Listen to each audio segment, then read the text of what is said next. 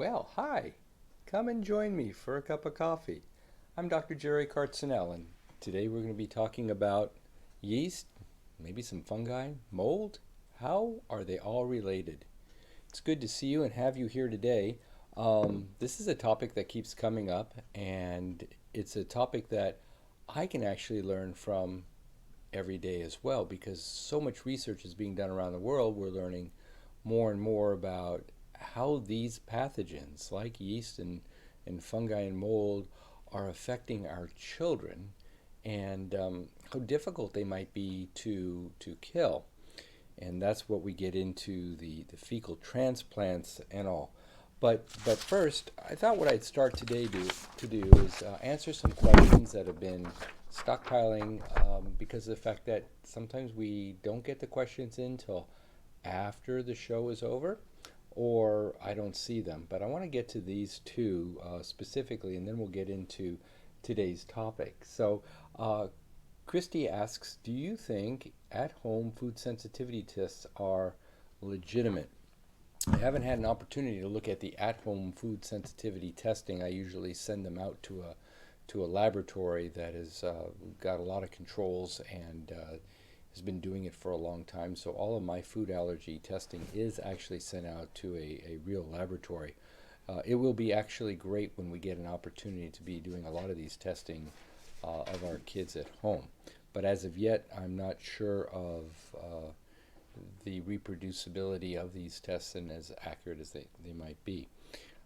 Tammy asks, do you use pseudoephedrine and can it cause negative reactions?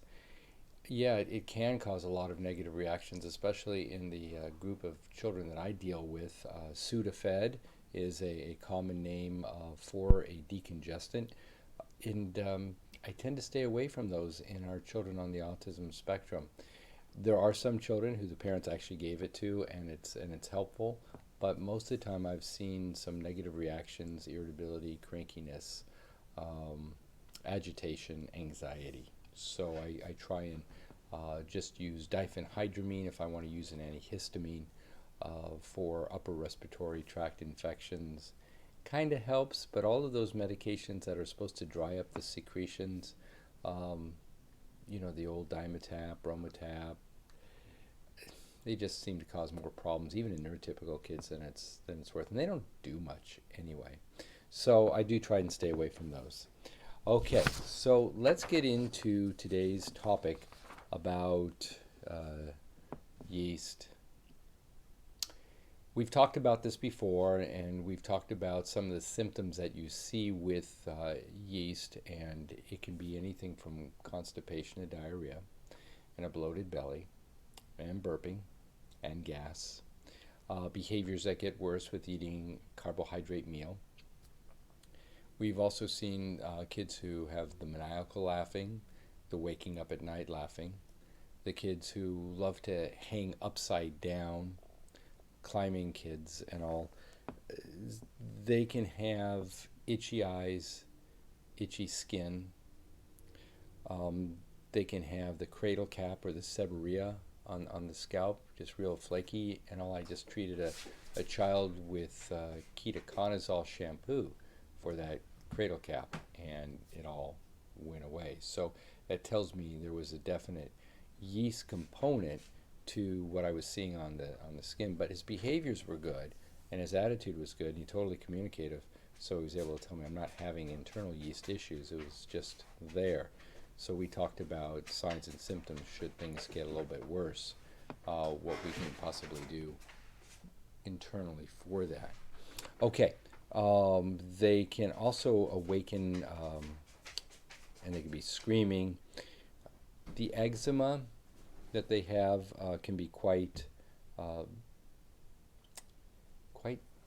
it's just everywhere, or it comes and it goes. General areas of eczema are in this part of the arm. Okay, they could be on the wrists, behind the knees, along the ankles, but eczema can be anywhere. Eczema can also be associated with a bacterial infection. So very often when I see a lot of scratching and the broken skin and the little red scabs, I'm going to treat with an antifungal, but I'm also going to treat with an antibiotic, because so often that when we scratch, we get bacteria in there. But what about the gut?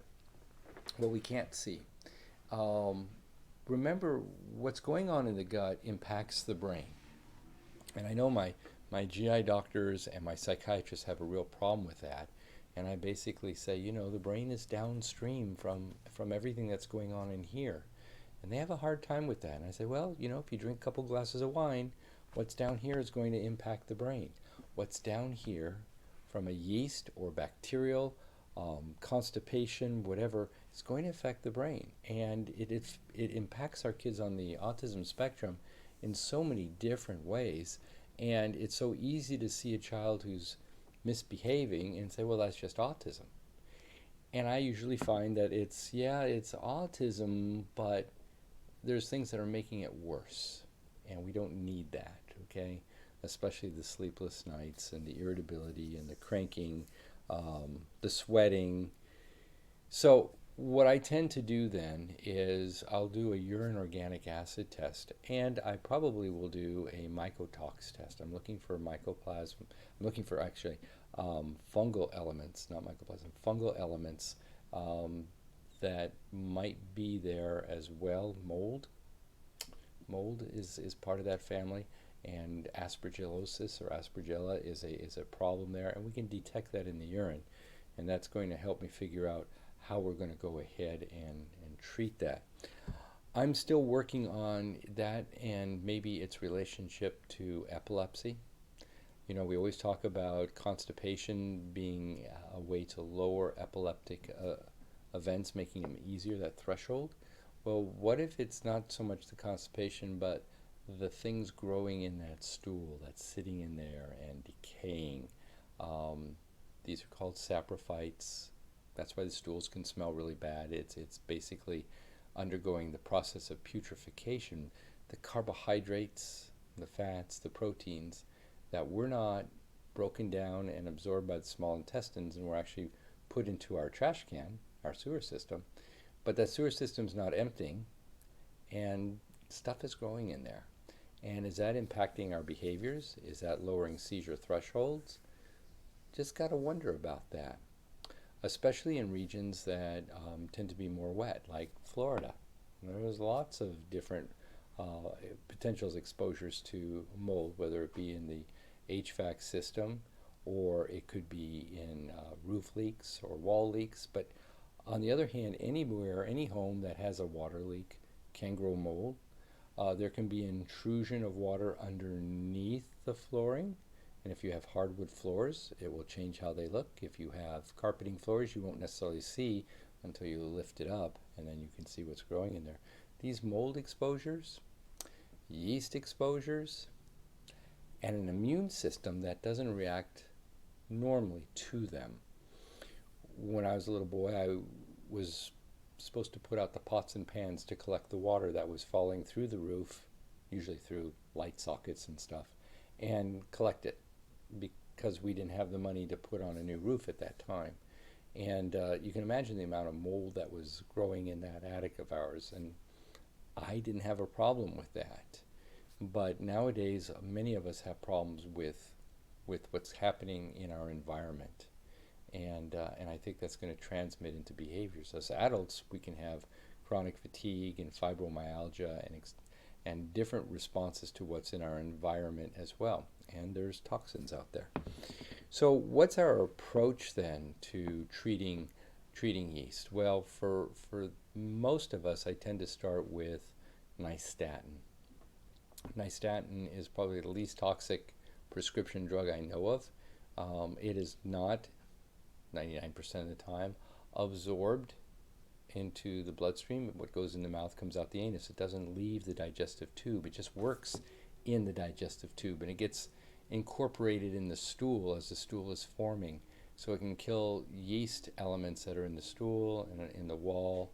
And when a newborn has thrush, the white stuff that grows on the lips and all that's yeast, you can actually treat newborns with nystatin. You can put nystatin on breastfeeding moms' breasts because that can become a source for yeast. It's very, very safe, and it's very inexpensive as opposed to another substance I use.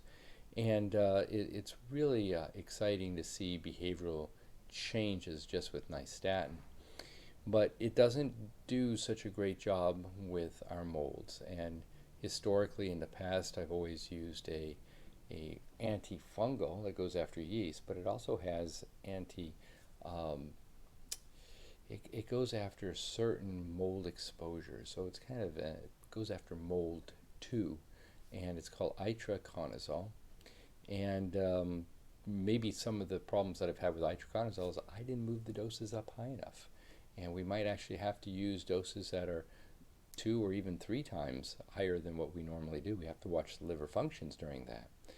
And the problem with itraconazole too is it has a tendency to react with other medications the child's on. So we always have to watch that interaction between itraconazole and any other prescription drugs that the child is on. But that's going to go after yeast for sure, but it's also going to go after our molds that we may have been exposed to that are in our system. I've had patients where an actual sewer system from the city erupted underneath the house and bubbled up to the surface into the crawl space of the home, and so we call that sick house syndrome. And the parents would tell me when they go to grandma's house or they go to on vacation, they all feel so much better, but then as soon as they go back to the house, constipation, fogginess, irritability. And of course, you take a child who's on the autism spectrum and you put him in that scenario, you're going to have problems again. They just tend to make things worse. But I'm wondering about its impact with epilepsy. So I'm going to be working with a couple of kids right now, and I'll keep you up to date on that, who do have this epilepsy that seems to be out of control. And the neurologist never considers anything below the neck or in the environment that can be lowering it. And I have to say, okay, this is not acting like a typical seizure. Maybe there's something a little bit more involved with that. So I'll keep you up to date on how that goes. And I have a 3-year-old who has the distended belly and all the symptoms of yeast. And we get better with nystatin, but it just seems to come back. And I think we're going to have to go to itraconazole. I try not to use some of these drugs on these kids because when we start using larger antifungals with our kids, that have more power, we always run the risk of maybe getting the liver involved. So we have to do more blood testing like twice a week. So some of my kids, you can't get them blood tested unless they're under IV sedation for a dental procedure or something. So there's some limiting factors to what we can or can't do with that. So I think when we talk about yeast also, we have to say, well, what about probiotics? And I think that's very, very important because even if I kill some of these molds and yeast, they tend to grow back, whether it be through spores or re-exposure, or the child's immune system is not doing an adequate job protecting the GI tract. And for some of you, you might know that as being secretory IgA, or the GI tract has chronic inflammation, autoimmune issues. So we have to think about what's going on, and maybe I need to think about helminth therapy. So we got to have good probiotics going in. We may need to consider something to throttle back autoimmunity, like the helminth therapy. We need to have to think about nystatin or something stronger than that. So very often, part of my protocol is the probiotics that are going to go on board with everything that we're doing as well. Probiotics are healthy bacteria. So if I'm treating the child with yeast and or mold exposure, that won't affect the probiotics as their bacteria. Just like giving a child an antibiotic doesn't kill yeast, can actually make yeast grow. So the history, though, that I often get is a child who's been sick a lot with frequent uses of antibiotics, whether it be for ear infections, sinus infections, bronchiolitis. That's a child who's going to be a setup for yeast. And one of my questions I ask here is, has the child ever been on antifungal?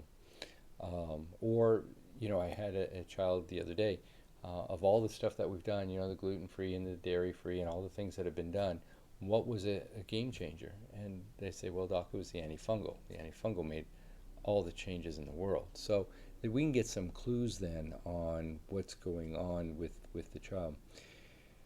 Definitely, these kids crave carbs, and carbs do feed yeast or make an environment that favors the growth of yeast, because you're never going to eradicate yeast from the human being. It lives in our mouth, our nose, sinuses. It lives in our gut, vaginal area, of course, the whole GI tract. So it grows there, but if it's contained and just in a small amount, that's okay. But when it becomes a predominant organism, that's a problem. Okay, so let's see. We got lots of questions here today that I'm actually getting. And let's see if any of them can tie right into what we're talking about.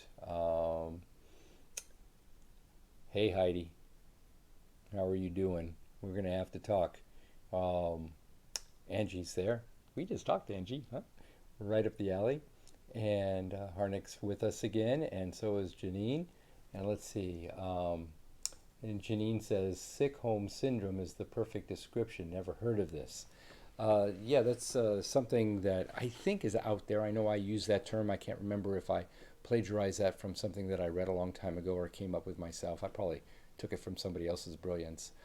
Sick home syndrome, can be from anything, whether it be a new sofa that's off-gassing, a new mattress that is like with the Miracle spongy stuff that is off-gassing, paints, glues and floorboards, the wood that you use.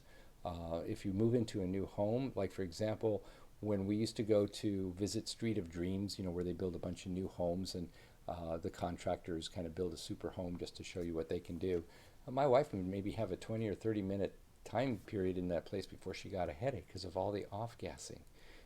They don't build those homes with materials that are environmentally friendly, at least to us. So you can have that. Obviously, people might talk about sick home syndrome to fluorescent lights, EMFs, just about anything that makes you not feel good. I'm concerned about, and we had this in our home, I was supposed to have had ultraviolet lights placed into our HVAC system, and for some reason it didn't get done, and those coils got moldy, and then of course my wife's very sensitive to that, and so is my son, and it didn't go well. We had to actually have those coils taken out, and they're soldered in, they're welded in kind of, taken out, and they were treated and then put back in, and of course we had the ultraviolet lights put in. But that's here in Florida. Okay, it's very humid here, so water and moisture, mold's going to grow even if it's cold. So HVAC systems are notorious, especially in our school systems, because they don't take the care that we do. Here again in Florida, the heating systems have all been turned off, and they're going to turn on again sometime in late November or December. That's when our winter hits, and it's going to blow out all this stuff and that's been just sitting there, and who knows what that is, but the kids then start getting itchy eyes and coughing and sneezing, especially in our special needs rooms. So, but the homes can have multiple reasons for not being healthy, so you have to take a look at that when you're either building a home, remodeling a home, or buying furniture. Like this desk that I've got right here, bought it on eBay or Craigslist. This one was from Craigslist. It's old. So no matter what they used 15, 20 years ago, it's off gas by now. But I wouldn't want to buy this new, okay? So, and just same thing with new cars. That off-gassing of that new car smell, that can be toxic for a lot of us, if not all of us, okay? So there you go. Let's see here. And Janine also asks supplements for yeast, like grapeseed extract, vitamin C. There are a lot of supplements out there, and we could probably dedicate, maybe that'll be next week. We'll talk about all the supplements that can help us with any kind of environmental off-gassing in a home, in a car, in a school. Nowadays what they're doing, they're spraying everything. Who knows what they're spraying with, as an antiviral, antibacterial that we're getting exposed to. And I'm really worried about that because our kids are intimately involved in their desks. Their hands are on it. And, a lot of kids put their hands on desks and put it in their mouths. And of course, everywhere that we go, we're sanitizing our hands. Who knows what's in that Ecolab sanitizer unit that's in every school and theme park or whatever. We were at a theme park, Magic Kingdom, and there was, my wife spied a little guy. He was going from dispenser to dispenser, he'd even cross over lines to get to dispenser and rubbing little guy, and I mean, he's exposing his hands to all this stuff. So yeah, I think we have a problem. I said, so next week we'll talk about detoxification of the stuff that's around us in the air, not necessarily metal detoxification that we normally talk about. Um, let's see. Okay. Elena, hi. As I heard, honey is an antifungal, but mostly diets ask to avoid it. That's a great question. I like honey, especially the Manuka honey, especially the high quality ones. And you can get them, from Amazon. And yes, they do have antifungal properties, antibacterial. That's why you could put a jar of honey in your pantry, and it could sit there for a year or two, and no mold grows on it. So I have used honey as a way to try and control the regrowth of yeast. And I don't think the sugar that's in the honey is going to actually feed yeast because there's enough stuff in the honey to keep it from causing yeast to grow. So I actually do like honey as a sweetener. So I do think that's really good. Let's see, there's Jackie. Hi, Jackie. And Antonia says hi. Um, and where else? There's more stuff here. So Harnick asks, hey Harnick, what probiotics would you recommend for low lactobacillus? I recommend probiotics that actually have the strain on them. They don't just say lactobacillus, but they actually give you a strain. Um, and the strains have some funny names. Lactobacillus GG, Lactobacillus crinsansen. Some of them have numbers to them. Culturelle is a lactobacillus strain. I do like trying to find a strain that works well for your child.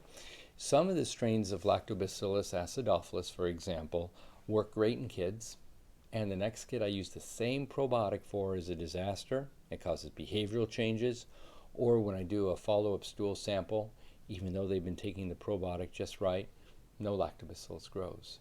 So what lactobacillus strain works great for one child on the autism spectrum, not so great with the next child. So we have to just make sure we start somewhere, keep track of what we're doing, and making sure that there's no behavioral changes, and that really will help me. But I think that would be super. Hot off the press. Okay. Let's see. Jackie asks, what do you think about diflucan or fluconazole?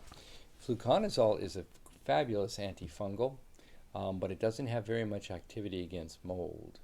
And I'm really worried about mold, especially in kids who are getting really stuck and they're just not getting better with what we're doing. We're gluten-free, we're dairy-free, we're soy-free, we're corn-free. We're moving our bowels very well, but yet we're still not making progress. I'm really thinking that there's a mold component, and talk about getting rid of mold inside of a kid. That's really not the easiest thing to do. But for an antifungal, that is my go-to after nystatin. If I'm just thinking it's just yeast, I think that's really good. What are your thoughts about using an antifungal with mold in the home?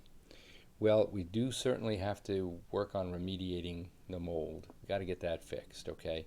You all are not going to feel well, as we can attest in our house, until the mold is taken care of. Now, some of us are not affected by mold. I'm not affected by mold. My wife is. My son is. But I'm not affected by mold. But I grew up in a moldy house. So somehow my immune system doesn't react abnormally to it. I'm not affected by streptococcus. As a pediatrician, have cultured thousands of strep throats and been exposed to strep, and I don't have pandas. And prior to starting medical school and everything, I was a park ranger, and I was bit by ticks all the time. I don't have Lyme's disease. Okay, so some of us with immune systems that are working, God blesses us, and it's working fine, then we're not going to be affected. But if you're being affected by mold in the home, you're right, you are not going to get better until the mold is gone. I can give you all the itraconazole in the world, and you can do all the homeopathy and stuff like that. If you don't get rid of the source of the problem, and that just makes sense. It just makes sense. If you don't get rid of the exposure, you're just going to be continuously miserable. And then it gets very difficult because, one of the questions on selling a house, do you know if your house has had mold in it? Now you got to put yes, okay, and then how is it treated?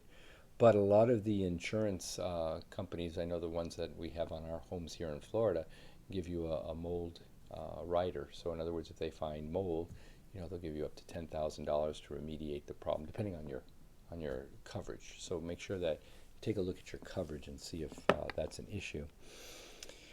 Can yeast cause SIBO? Can yeast block speech channels? Harnick asked that question too, and I think SIBO is small intestinal bacterial overgrowth, not small intestinal yeast overgrowth or mold overgrowth. SIMO or CEO. Okay, but I think there's definitely a component. Whenever there is decaying, putrefying material, because there's stool that's just not moving, yeast is going to be a part of that.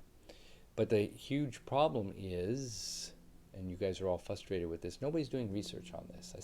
And I've talked about this before many times, so I'm not going to get onto that right now. But our medical schools and universities are not looking at what's causing the behaviors in children on the autism spectrum. That's why you're not seeing anything coming out of, the major universities or even the minor universities. Nothing's being done on these kids. So it's the few of us doctors who are talking to each other and trying to figure out what's going on, what somebody's doing better than me.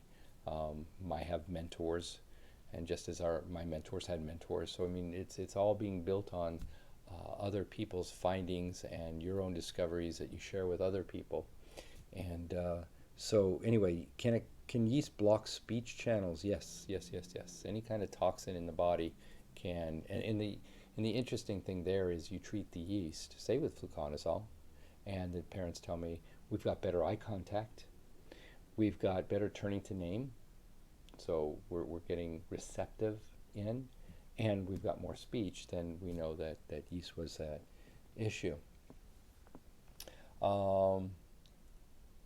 Alina, if I'm pronouncing that right, should we avoid honey and fruits? Well, I think honey would be okay.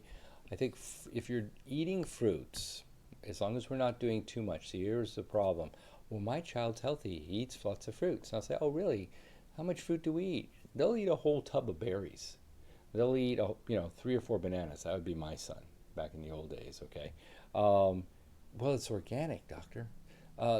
Too much of anything is not good. Moderation is good. So I really think that if we've treated yeast and we're trying to prevent a flare, a lower sugar diet, including fresh fruits, is better than a no sugar diet. Remember, we're still trying to grow a child. We're not talking about you or me. We're talking about a 3-year-old, a 4-year-old. They need these foods, and that's why I have a problem with some of these diets. Like, you don't want to raise a 3-year-old on a ketogenic diet unless you really, really have to, okay? Because you need to provide lots of natural nutrients. Well, doc, we have supplements. Yes, but the supplements don't provide everything that you get from a fresh fruit. I do stay away from juices, though, okay? It's like, my son can eat an orange. He's a diabetic, but if you give him a glass of orange juice, he'll soar his blood sugar. So you have to stay away from the juices, Honest Kids juices, pure juices, whatever. If you've ever made a glass of orange juice with grandma, it takes about 8 oranges to make a little bitty glass of orange juice. 8. So, I mean, when you drink a glass of orange juice or apple juice, you're eating a ton of fruit right there. So just be careful with the fruits. They can have some. I prefer the berries. They have a lower, what we call glycemic index, a lower sugar value to them than, say, a banana, an orange, or an apple. So berries, blueberries, blackberries, red raspberries, strawberries. And then somebody's going to say, well, what about the oxalates? Or what about the phenols? Or what about... So there's lots and lots of combinations depending on your child, what's best. Okay, let's see. We'll talk about supplements for detox next week. And we talked about that. Can yeast cause SIBO? And I think, let's see here. Annie writes, and hi doctor, thanks for, let's see, and then Marianne writes, hi doctor, thanks for meeting we just had. Okay. Just wondering, is fruits going to increase yeast? We kind of just talked about it, even if it's organic. Will it increase hyperactivity also? good question about that one too, the hyperactivity. If you do something and it makes you worse, don't do it. That's easy. So there are kids out there that if you even say the word fruit, they get hyperactive. I'm teasing. But if they eat fruit and they get hyper, they're telling you at this stage in their life something's not right. And maybe it is yeast and I have to kill the yeast so they can tolerate fruit next time. But I'd be very interested to know how much you give, what fruit you give, and how quickly you see the results. If you say within 20 or 30 minutes of having a half a cup of freshly cut organic strawberries, my kid goes off the wall, it may not be the sugar. Okay, it may be something in the fruit, the pigment in the fruit, the phenols in the fruit. So there's other reasons our kids can go kind of haywire with fruit beside the sugar. The dark pigmented fruits like blackberries and blueberries, they can be a problem. So that would be something you say, oh, well, my kid eats a pear and he does fine, but he eats blackberries and he goes nuts. Then we got a problem we'd have to talk about. Is yeast causing food sensitivities also? And the answer can be very often yes. Yeast is inflammatory. Yeast is inflammatory. If you've ever had a yeast infection anywhere on the body, it is inflammatory. And in the gut, it can be a source of leaky gut. And whenever you have leaky gut, then you get proteins from the foods that get into your bloodstream and sensitize you to it for a while, okay, until you fix the problem. But you definitely can have a problem with food sensitivities if you've got gut inflammation from any cause. Autoimmune issues like Crohn's, ulcerative colitis, or autistic enterocolitis, bacterial overgrowth, yeast overgrowth, anything that wrecks the uniformity of the gut, that breaks down the protective boundaries between what's inside of you, the food, to what's inside of you, the rest of your body.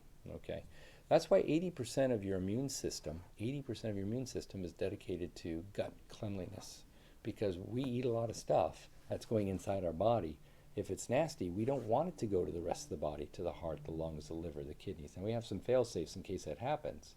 But that's the whole idea behind having this whole GI tract very specific on what it's supposed to let in and what it keeps out and pushes away through the stool.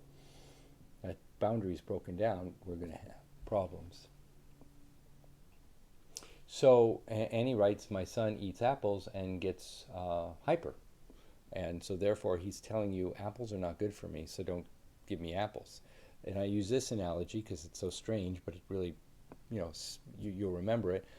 I had a child in my office who, in the course of an hour conversation with the parents, and I was watching him, he ate 4 lemons. Completely. Skin and all. I don't have to do any testing. I just know there's something in that lemon that's not good for him, and that's why he's craving it. That's why our kids who shouldn't eat gluten crave gluten, or our kids who shouldn't be eating sugar crave sugar. And maybe you do too. I know I can. I can have a sugar beast as well. So it's like, we got to be careful with that. If something keeps calling the kid's name or your name, we probably ought to stay away from it. What's the purpose of a yeast overdose? I don't know what that means. That's the first time I've ever heard of purposely taking a yeast overdose. But that does remind me, because I was talking to somebody earlier today about yeast, and they were worried about bread and the yeast that's in gluten-free bread. Remember, that yeast is dead. It was baked. It was put in an oven. It did its job. It fermented, caused the bread to rise, and then you pop that into the oven, and it killed it. So you're not going to get yeast babies inside of you from eating bread. Now, you can have an allergic reaction to yeast too. I mean, they're still yeast. They're dead, but you can be allergic to them. So I do have kids who are allergic to yeast, and they can't have yeast, and they're allergic to baker's yeast or brewer's yeast. And when they're allergic to brewer's yeast, that means they just can't have a beer with Dad on a Saturday night. So we have different types of yeast issues. We can have active yeast growing. We can be allergic to yeast. And we can have problems with yeast that's in baked goods, okay? But there are yeast-free breads. They're not as good. I mean, there's a reason why we have yeast and gluten and flour. It makes foods really good. And when you take away those elements, they work, but they're not as good, okay? But they work. So, good question. So, let's see. What else is there? how long one should follow the specific carbohydrate diet or any restrictive diet.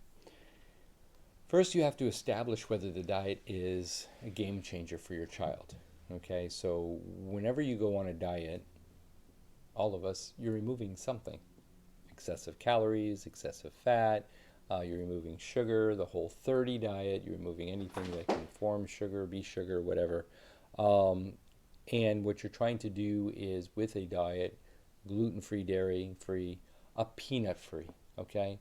So you remove peanuts and say, doctor, I feel the same whether I eat peanuts or not. Then God bless you, go ahead and eat more peanuts. Or you can say strawberries or shellfish or corn or soy or whatever.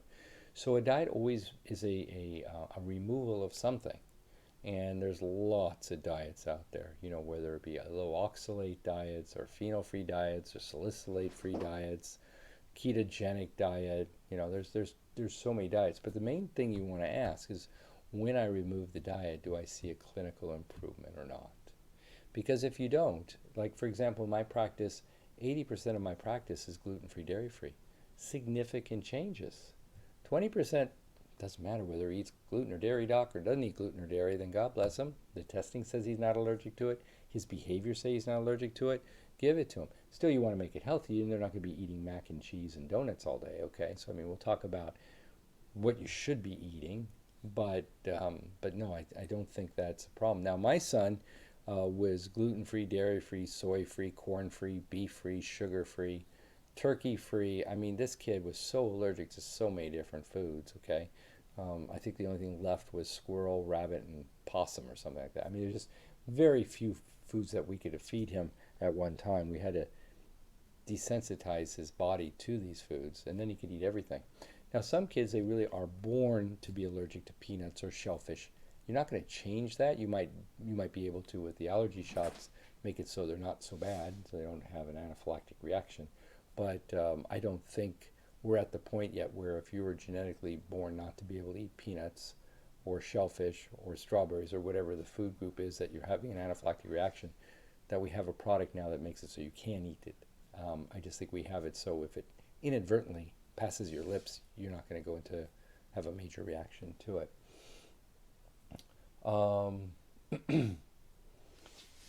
Let's see, Marianne, doctor, we just had the zonulin test, says he doesn't have a leaky gut. Just wondering, is there another way to find out if the child has a leaky gut?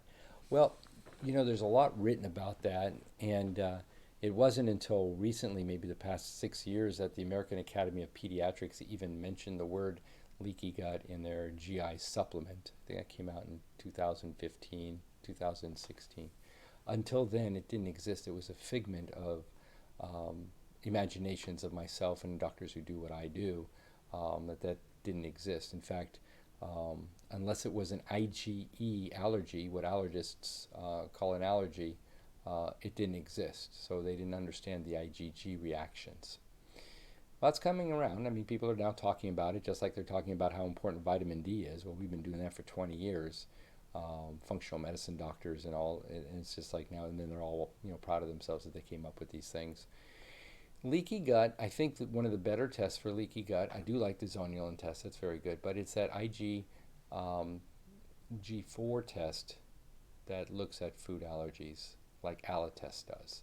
And if you've got lots of silly food allergies, like to rice and lettuce and all kinds of weird stuff, then you probably still have a degree of leaky gut. It's just not measured with the zonulin test. Certainly if that zonulin test is positive, you got a leaky gut. But I don't think it's that sensitive. It's getting better. It's getting better. Okay. Let's see, what else have we got? Does heavy metals cause yeast? I think anything that impairs the immune system's function, which heavy metals can do, you're going to have an overgrowth or a potential for overgrowth of yeast or bacteria growing, okay? And anytime that you poison the immune system, in other words, you create a situation where it's just not as vigilante, it's not doing what it's supposed to do, things are going to get out of hand, and your immune system is going to be hyperimmune or allergic, and that's probably going to cause problems with a lot of things down the board besides just that. Okay, so I think that's all the questions that we have. I have a minute or so delay, so I'm going to fill the space for another minute or two and see if any more questions pop in, because last time I popped out too quick and then all of a sudden they came in. So there's a delay from when I say something now. It's about a minute to the time you're seeing it, and probably another minute to the time I'm coming back. All right, so a little bit more on diets and the relationship to food allergies. You certainly want to be on a lower carbohydrate sugar diet, and you'd be surprised if you sat in my office what some of these kids used to eat or drink, because they're so picky and the parents are desperate for them to eat anything. Um, they will go and give all kinds of cookies and all kinds of sugary things to get them to eat. Okay. And I think there see, Diane's writing about the food allergy test, which I like. I like Alatests. I like Great Plains. They both have very good food allergy profiles. They are blood tests, and I think they're reproducible. And I have followed many of these tests through the years with patients, including my own son, and they're very good. They're not just like giving you random numbers and charging you $400. It's the real deal. So I'm very happy with the testing that's done there.